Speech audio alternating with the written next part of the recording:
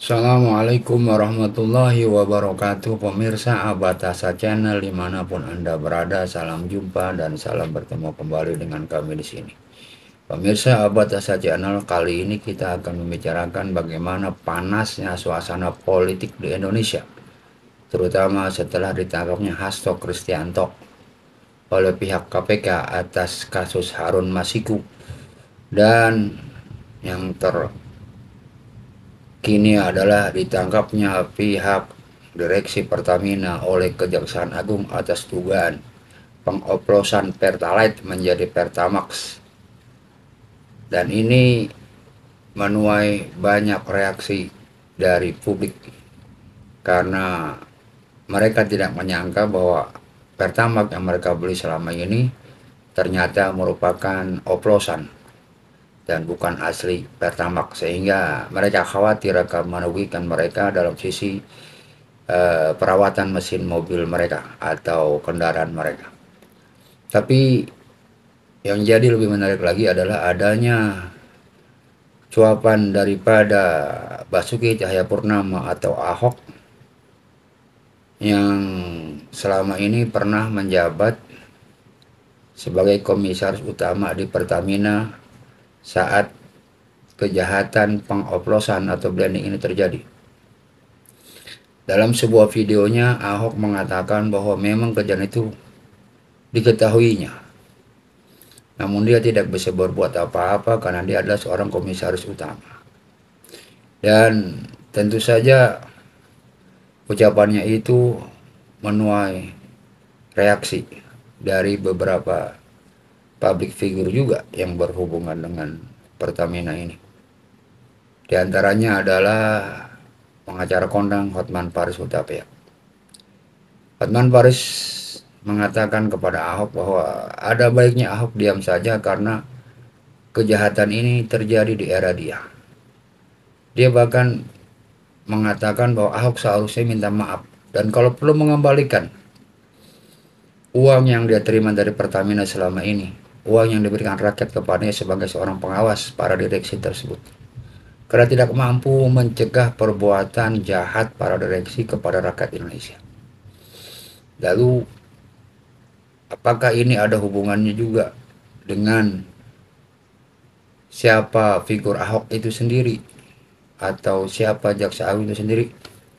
Kita akan bahas setelah video bertanya beberapa hal yang netizen udah banyak nanyain nih.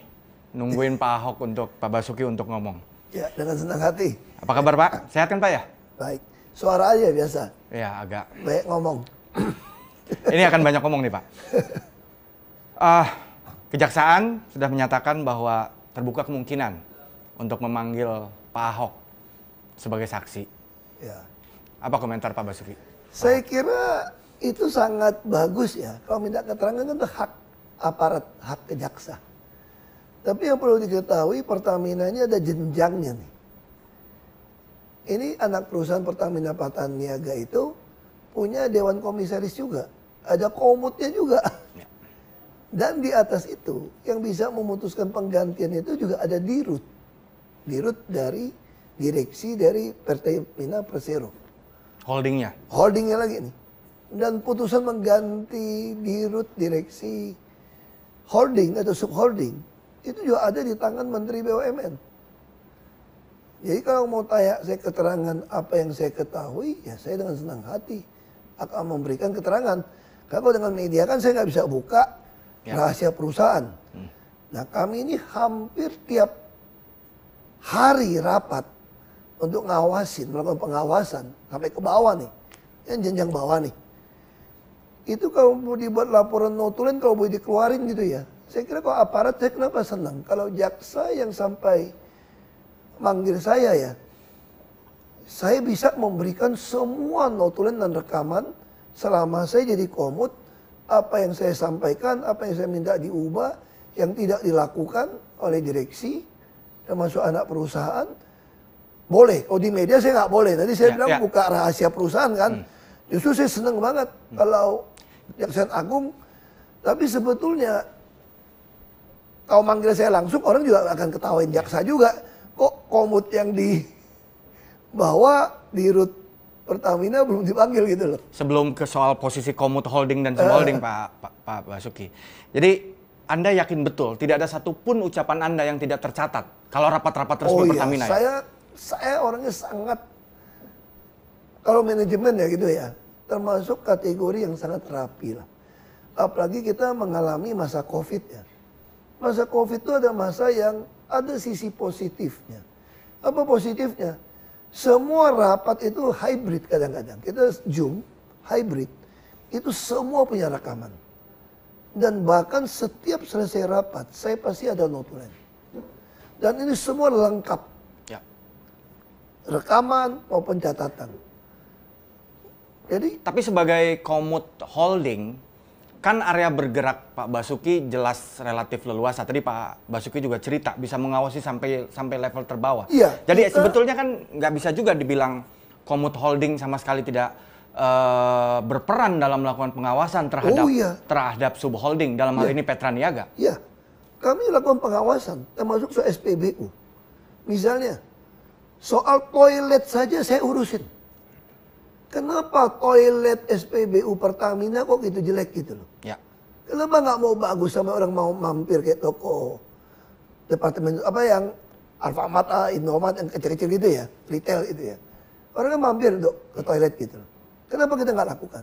Terus apa yang saya bilang?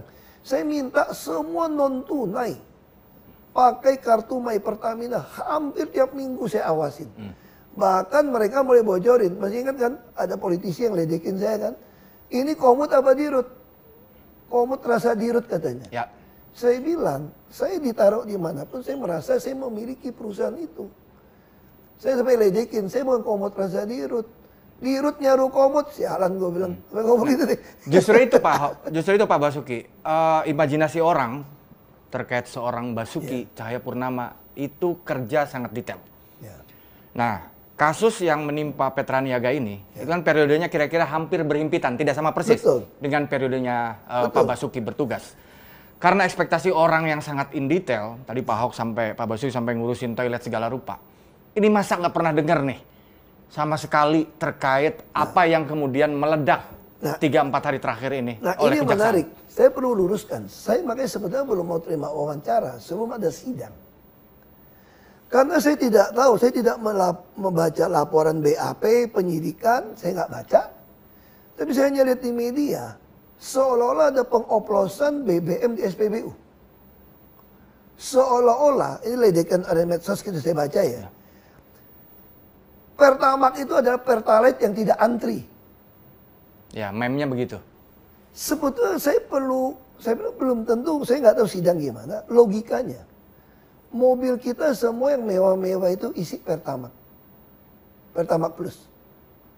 Kalau itu dioplos, mobil saya mogok. Pasti mogok.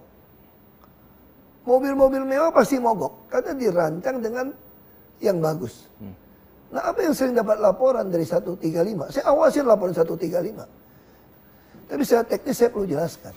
Mungkin masih banyak orang usia saya masih ingat zaman Pak Faisal Abdul atau apa itu di Rut Pertamina dulu. Ya zaman dulu. Itu ada premium. Ketika mobil mewah mulai masuk, itu dia campur jadi super atau apa gitu loh. Bensin super atau apa, saya lupa. Itu gimana caranya? Premium yang ada dikasih aditif. Kasih aditif supaya oktannya naik gitu loh. Itu dicampur di depo di kilang. Dan itu sampai hari ini sebagian lakukan termasuk premium. Ya itu di dunia ini nggak ada lagi yang saya tahu. Dalam keterangan terakhir kejaksaan sih memang bilang bahwa memang ada ronnya yang dinaikin, bukan ronnya dia. Iya, makanya ini kan bukan ranah kita. Iya. Karena komisaris tidak bisa mencampurin pengadaan. Terus kenapa tidak mau Anda menggunakan e-katalog? Toh antar subholding itu kan saling Anda menjual. salah satu yang mempromosikan e-katalog internal. Saya dari DKI, coba tanya sama Pak Hendi, saya bolak-balik ke RKPP. Tapi direksi ini kelihatannya ngeyel ini, buying time ini. Direksi Petra Niaga? Semua direksi ini termasuk holding di buying time. Apa sih yang susah saya bilang untuk buat e-katalog LKPP? Tinggal bilang aja, misalnya minyak mentah saya bilang. Ada Indonesia Crude Price, tiap bulan ada harga. Tinggal umumkan seluruh dunia. Siapa yang mau taruh minyak mentah di Indonesia, Pertamina jamin beli. Ya. Asal harga tidak melebihi harga Indonesia Crude Price. Lalu BBM. Pokoknya harga BBM Anda taruh di Indonesia, saya pasti beli dengan harga tidak melebihi harga jual BBM kilang kepada Patraniaga. Termasuk LPG semua. Lalu pertanyaan saya, Petra dibubarkan. Katanya mafia. 2015. Berita tahu? Ya. Tapi kenapa orang Petra jadi dirut Patraniaga? Nah, itu dia. Nah, jangan naik nama Nah, saya. sebelum saya sampai ke sana. Anda tanya kepada Menteri BUMN. Gitu loh. Sebelum saya sampai ke sana, saya mau nanya soal buying time tadi. Ah. Buying time ini intensinya apa menurut Pak Hao? Kalau Pak saya Basuki. curiga ya, saya curiga ini ada permainan. Bekas satu dirut Patraniaga dipecat. Karena Saya tidak tahu, tapi diduga karena dia tidak mau menandatangani pengadaan editif itu. Jadi pengadaan editif ini melibatkan oknum di BPK malahan. Menurut isu. Oknum BPK ini jadi backing supaya Pertamina ini membeli editif ini dengan transport dengan tender yang tidak sah. Lalu saya dengar isu itu, saya panggil datang. Ini semua ada rapat dalam acara, berita acara. Saya tanya, ini nggak bisa. Terus ditakut-takutin, kalau nggak menandatangan di SPBU nggak ada barang nih. ditakut-takutin kelangkaan. Kelangkaan nih. Padahal saya bilang mana bisa tender dipisah antara transport dengan editif. Lalu karena transport lebih mahal, dikalahkan. Editif yang lebih murah, kalau nggak salah seperti itu. Lalu saya bilang, dirutnya kalau tanda tangan, kau akan laporin nih. Dirutnya nggak mau tanda tangan Patraniaga. Lu bisa cari namanya siapa. Bekas orang Telkom, saya nggak usah sebut namanya. MK lah, singkatannya lah. Saya gini lah, kalau menurut saya, ini permainan sudah lama yang masing-masing penguasa tidak mau stop. Makanya kenapa orang takut saya jadi dirut, demo-demo. Kalau saya jadi dirut, saya bisa langsung pecat tuh dirut subholding. Karena untuk ke notaris saya yang putuskan. Dan saya tidak pernah takut sama Menteri BUMN manapun. Selama saya benar. Kenapa saya dikurung tidak boleh jadi dirut? Janjikan saya jadi dirut untuk membereskan. Makanya saya hanya bisa melakukan sebatas bisa saya awasin. Nah, dalam konteks pengawasan itu, banyak orang nanya nih, nagih tanggung jawab dan janji Pak Basuki yang ingin membuat Pertamina menjadi perusahaan kelas dunia tuh. Ada Betul, kan itu kan? betul. Nah, karena bukan dirut, cuma komut dalam tanda petik, cuma ya dalam konteks kewenangannya, tidak bisa operate sampai in detail, eksekusi day to day gitu. Hanya bisa mengawasi. Mari kita fokus ke pengawasan. Apa yang dilakukan oleh Pak Basuki sebagai seorang komut dalam mengawasi Pertamina maupun subholding?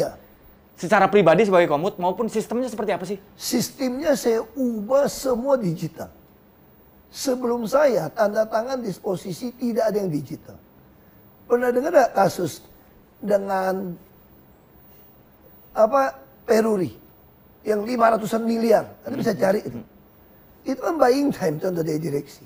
Saya suruh panggil Peruri, bikin tanda tangan. Lalu mereka laporkan Peruri minta 500 miliar. Saya kaget, mana mungkin itu mahal.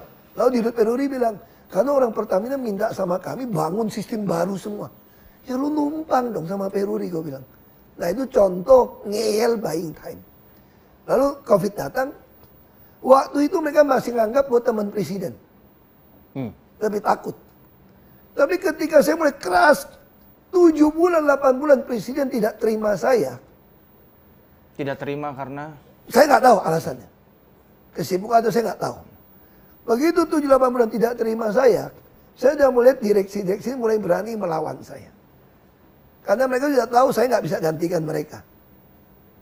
Nah, lalu apa saya lakukan? Tapi walaupun begitu, saya kunci di dalam rencana kerja. Misalnya sebelum saya berhenti, saya sudah kunci dalam RKAP untuk 2024. Itu di dalam RUPS, sudah di RUPS baru saya berhenti. Mereka harusnya melakukan penghematan 46% di seluruh procurement pengadaan. Di semua Seluruh ekosistem sektor, Pertamina ya? dan itu sudah tanda tangan. Anda bisa periksa. Makanya saya senang banget kalau Kejaksaan Agung mau hebohkan kasus ini. Kan ini udah 2025 nih. Kita tinggal lihat aja direksi ikutin nggak RKAP, RUPS yang sudah kita tanda tanganin bersama untuk 2024. Kalau penghematan nggak 46% sesuai hitungan, kita pakai konsultan kok. Berarti maling. Berarti kalau diubah di RUPS RKAP-nya, berarti ada intensi nyolong. Nah itu yang bisa saya lakukan. Sebagai komod. Saya sebagai bilang, komod holding. kenapa saya semua tercatat? Saya sering ngancam mereka secara kasar kok. Kalian jangan anggap saya nggak berdaya hari ini ya. Mungkin ada yang nganggap saya itu macan ompong di Pertamina karena nggak jadi dirut. Tapi kalian tunggu, waktu akan berputar. Semua catatan ini akan saya pegang. Satu hari ganti rezim, kok penjarain kalian semua saya bilang. Kalian ingat baik-baik kalimat saya direksi. Saya boleh keluar dari sini, tapi catatan yang saya punya, kalau rezim betul-betul mau membereskan negeri ini dari korupsi di migas dan Pertamina, saya berani jamin, saya dengan data ini akan penjarakan kalian semua. Makanya saya harap, ini kasus bukan cuma si Rifa Siahaan Patraniaga kok. Mana mungkin. Saya kira oknum BPK bisa terlibat. Anda yang ngaudit kok. Ya, Rifa sendiri baru masuk Petraniaga 2021. Tapi dia orang Baru jadi veteran, katanya isunya semua. sebelum lama di Pertamina Shipping Internasional, Ya, tapi intinya gini ya, lah. ya. Intinya kita ngomong lah. Bubarin Petra pun menurut saya itu main-main bohong doang. Kalau begitu. Kalau orang Indonesia sama. Anaknya bisa main. Kalau mau bubarin seluruh sistem mafia migas, ikutin yang saran saya deh. Talok itu LKPP orang kita, bos, pemerintah. Harga ICP ditentukan oleh Menteri SDM. Subholding kilangnya Pertamina itu kan kurang efisien sebetulnya. Harusnya kilang yang lebih modern, lebih murah. Jadi kalau saya mengatakan harga kilang Pertamina aja patokan Talok, karena udah dibeli dari subholding Patraniaga, termasuk LPG, kan barang nggak cukup. Ya. Aftur segala macam. Selesai. Apa yang mau mafia? Dan Indonesia siap perang sama siapapun. Karena punya stok minyak bisa setahun. Nah, terkait buying time itu, Pak. Itu maksudnya. Salah satu angle yang dibidik oleh Kejaksaan Agung adalah pengkondisian agar ketergantungan impor kita ini terus tinggi dengan cara menghalangi produksi itu minyak mah. dalam negeri nggak optimal. Kata Kejaksaan ya, ada rapat tersendiri nih untuk melakukan pengkondisian ini. Nah, ini pengkondisian ini kan luar biasa ya, Pak ya. Maksud saya, ini kan ngomongin pengkondisian yang besar, yang beyond menurut saya urusan subholding gitu. Sebetulnya nggak beyond. Ini bukan beyond. Ini ada tangan yang berkuasa ikut main kalau menurut saya gitu loh. Di Republik ini. Itu yang saya maksud, beyond Kalau urusan saya mau subholding beresin perusahaan. apa yang susah? Saya kasih contoh gini ya. Ini bisa jadi lebar kemana-mana kasusnya kok dibongkar. Saya senang banget ini. Ya. Saya kasih contoh begini. Ya. Saya agak emosi nih soal ini. Saya di sini bukan mau mendefend Pertamina atau siapapun. Saya ingin masyarakat tuh mengerti bahwa akar masalah Republik Indonesia adalah korupsi dan kemunafikan. Jadi orang semua saling sandra menyandra. Ada dikasih jabatan, wewenang. Nah saya contoh gini. Ini yang paling gampang kok. Kalau kita ngomong bicara soal impor tadi ya. Anda perhatikan nggak? Waktu pertama kali saya baru masuk Pertamina, kilang terbakar. Kamu kira kilang yang dibakar? Nggak berani oknum bakar kilang karena rezeki dia di situ. Tahu yang dibakar apa? Tangki paling luar. Kemana beritanya? Ada oknum politisi yang nyolong minyak kapal terlibat di Tuban. Masih ingat nggak itu? Kenapa ada mau diam hari ini? Saya mau tanya. Mana aparat pekerjanya? Yang dibakar apa? Tangki paling luar. Ini orang kurang ajar banget nih.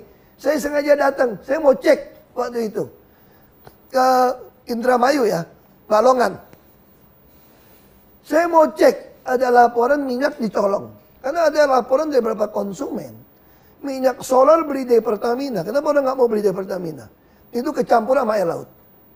Logika tuh gini. Ini tangki paling luar untuk kirim ke kapal. Itu pakai pipa tau gak? Itu disinyalir ketangkap kok. Ada beritanya kok. Dicolong. Nah kalau colong kosongnya gimana? Diisi air laut. Pas kapal yang benar isi, ke konsumen ke bawah air laut. Nah saya mau periksa. Karena saya pernah baca kan sekarang gampang toh. Ada baca di Google juga tahu. Ya. Di Nigeria pernah kejadian juga. Anak buah minyaknya colong minyak, waktu mau diaudit dibakar tangkinya. Jadi saya mau lihat nih, tangkinya stoknya ada berapa. Terus kalau mau bakar tangki itu nggak susah loh. Kalau mau bakar sesuatu tuh nggak butuh apa? Butuh api, butuh oksigen, butuh uap minyak loh. Kalau Anda ngisi bensin di SPBU, kenapa dibilang nggak boleh ngerokok? Karena ada uap. Oksigen sudah ada. Kalau Anda pakai HP saja, ada penyebar listrik, meledak. Nah sekarang apa yang terjadi? Waktu saya sampai, malam, pagi. Kebakaran, tangki. Minta saya nggak boleh datang. Tangki terluar ini. Ya, saya datang. Buat saya itu disinyalir, buat saya itu mau menghilangkan Bukti. bukti ini. Jejak. Lalu apa terjadi? Sampai ke polisian, kita lihat itu, disambar petir katanya. Nah, kenapa bisa? Kita cek, menurut saya, dia sengaja bikin overflow uapnya. Tadi Pak Ahok bilang soal pengkondisian itu ini bukan urusan Saya diam-diaman. dengar Ini isu ada kotor tangan-tangan ini. kekuasaan yang Waktu kita terlibat. cerita-cerita orang dalam gitu ya. Waktu Bapak jadi komut, udah mendengar cerita-cerita Ya ini. kan kita nggak tahu. Makanya saya kenapa begitu ngotot ke LKPP. Saya dengar isunya, kita butuh 800.000 lah, kira-kira BBM dan minyak mentah impor. Isunya itu bisa bagi-bagi sampai $2-4 per barrel. Per barrel. Nah kalau yang paling berkuasa dapat $2 per barrel, itu 1,6 juta. Makanya saya bilang, pemerintah saat ini, kalau tidak mau memperlakukan e-katalog di LKPP pengadaan bahan migas, saya berani jamin cuma mau ganti pemain. Ada yang mau makan itu uang. Oke. Saya mau tegaskan seperti itu aja. Jadi salah satu angle Kejaksaan Agung juga dia bilang bahwa salah satu alasan untuk impor ini nih Petraniaga dan beberapa importer ini bilang bahwa minyak produksi kilang dalam negeri tidak efisien, tidak ekonomis, tidak memenuhi standar kualitas atau spek yang diinginkan. Ini kan memproblematisir kualitas pekerjaan Pertamina karena itu kan barang Pertamina. Apa pendapat Pak Ahok? Enggak, saya mesti ngomong jujur ya. Banyak sekali pembangunan kilang itu salah. Termasuk kilang Balikpapan, kalau diperiksa banyak masuk penjara. Itu sampai ngaco. Makanya saya bilang, banyak dosa-dosa lama yang mesti dibereskan. Dan saya di dalam. Apa kerja saya? Saya jaga ketat pengeluaran uang. Saya melakukan cost optimalisasi.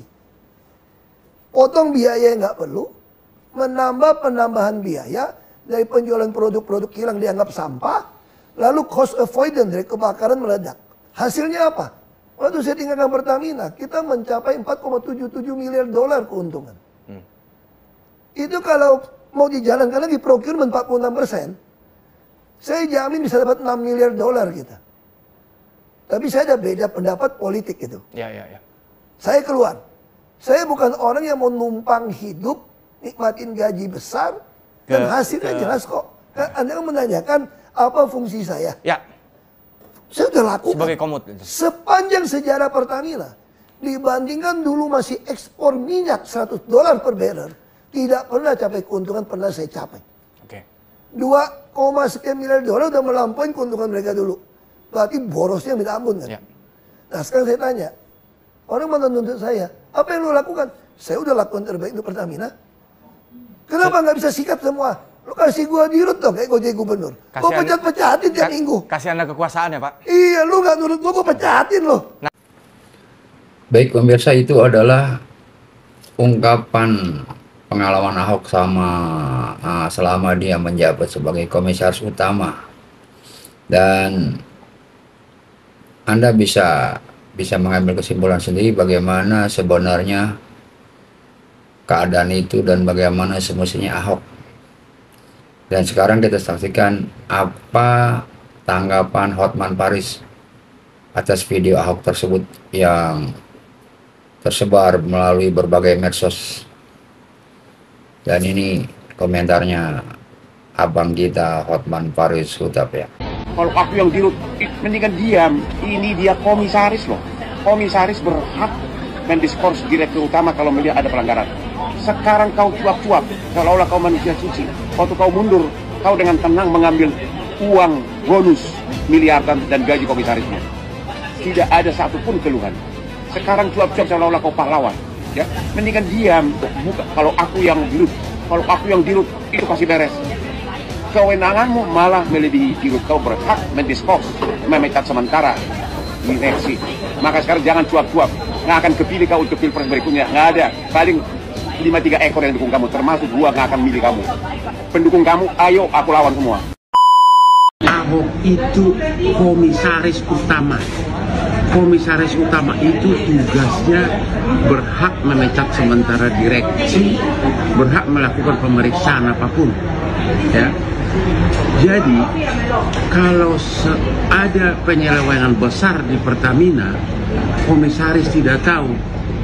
Setidak-tidaknya sekarang ini jangan dong cuap-cuap di media seolah-olah dia tidak salah.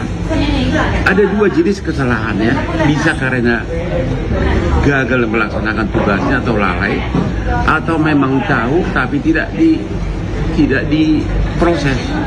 Saya tidak tahu mana yang benar, tapi komisaris tugasnya adalah mengawasi. Kalau sudah pelanggaran besar seperti itu, kalau di Jepang itu langsung mengundurkan diri. Karena apa? Tugasnya mengawasi. Kalaupun dia merasa tidak bersalah atau memang dia tidak berani waktu itu membuka, setidak-tidaknya sekarang jangan cuap-cuap seolah-olah dia bersih, seolah-olah dia hebat. Kalau dia sekarang ngaku banyak pelanggaran zaman dulu, kenapa dia tidak teriak? Karena apa? Dia lebih menilai gaji yang miliaran. Jadi mengenai Ahok, siapapun kau akan saya lawan. Saya tidak menyalahkan dia kalau bukan karena dia cuap.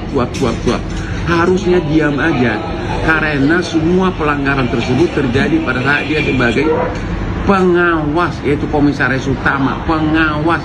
Itu sama saja kayak kepala sekolah, tidak tahu terjadi apa yang di dalam kelas bertahun-tahun. Kalaupun dia tidak tahu, dia tidak salah, tapi gagal dalam tugas. Jangan sekarang seperti seorang pahlawan. Baik pemirsa, itu tadi adalah bagaimana reaksi Hotman Paris Hutapea menanggapi cuitan-cuitan atau cuapan-cuapan daripada Basuki Cahayapurnama atau Ahok yang menyatakan dirinya juga siap untuk dihadirkan ke Kejaksaan Agung. Tapi ingat pemirsa ya, Hotman Paris sudah mengingatkan bahwa diperkirakan ada 2 hal yang bisa jadi menjerat Ahok dalam perkara ini. Satu adalah dianggap dia tidak mampu menalihkan tugasnya, atau 2 bisa jadi dia membiarkan sebuah kejahatan itu terjadi padahal dia bisa mencegahnya. Jika ini pemirsa ya, yang akan jadi bahan pertimbangan Kejaksaan Agung nanti saat memeriksa Ahok sebagai saksi, bisa jadi ini akan merepotkan Ahok dalam kacamata hukum, karena Hotman Paris sangat yakin sekali bisa jerat Ahok dengan 2 pasal itu. Makanya dia diminta untuk diam saja supaya tidak terlalu besar masalah yang akan dihadapi Ahok. Tapi yang lebih menarik lagi buat saya adalah kita ingat bahwa kasus ini sangat luar biasa tapi ditangani oleh Kejaksaan Agung. Nah, kita tahu Kejaksaan Agung yang saat ini dipimpin oleh Burhanuddin itu adalah Jaksa Agung di saat eranya Jokowi. Jadi ada beberapa orang Presiden Jokowi yang ada di pemerintahan Prabowo Subianto saat ini. Saya secara pribadi menangkap bahwa ditangkapnya para direksi Pertamina ini oleh Kejaksaan Agung itu menunjukkan bagaimana chemistry antara Prabowo Subianto selaku Presiden RI saat ini dengan Pak Jokowi selaku mantan presiden sebelumnya itu sangat solid pemirsa ya. Makanya wajar ketika dalam acara Gerindra kemarin Prabowo Subianto meneriakan hidup Jokowi, karena bisa jadi berbagai permasalahan yang dihadapi oleh Jokowi selama ini dan tidak bisa dia tangani diserahkannya kepada Prabowo Subianto untuk menyelesaikannya, karena ingin pemerintahan yang dipimpinnya ini bersih daripada korupsi. Sementara ketika di zamannya Jokowi tidak bisa lakukan hal itu.